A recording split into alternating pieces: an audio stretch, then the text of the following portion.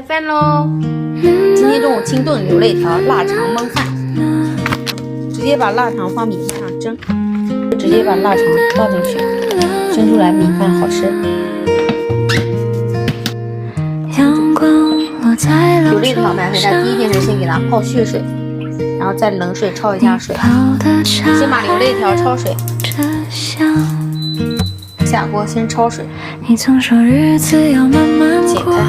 点葱去腥，八角去腥，自己家长的丝瓜用口蘑一起炒。这个季节就多吃点丝瓜。焯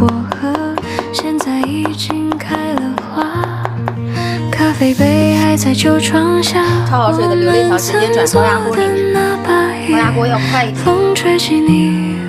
牛肋条里面我一般都会放苹果进去，苹果炖出来就会很清甜。可以放洋葱，也可以放这个小葱，放八角，加开水，整块下锅的，炖个20来分钟吧。现在红烧一条黄鱼，现在黄鱼真的好贵，这个是41一斤，贼贵，真的。葱段，红辣椒，炒香，生抽，蚝油，胡椒粉。老抽上色，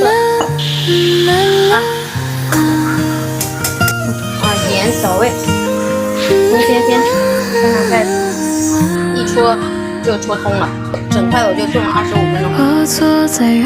倒萝卜进去再煮个10分钟。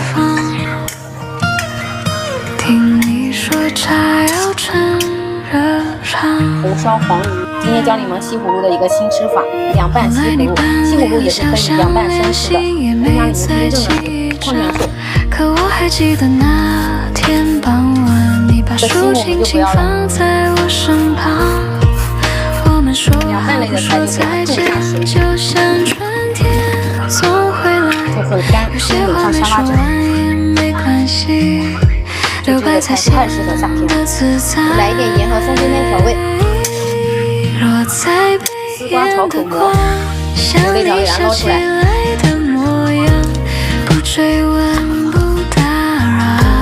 切了1等葱，调味放这个拉面汤粉，最后来点葱吗？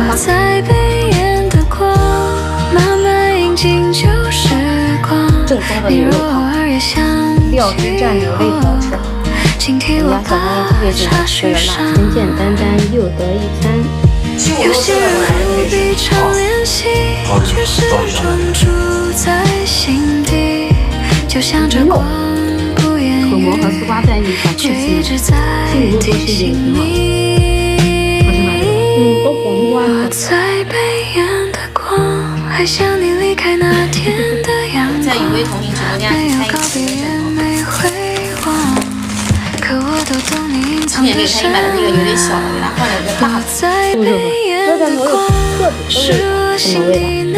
喜欢吃这个鸭头，这个是那边本地的鸭头，很好吃。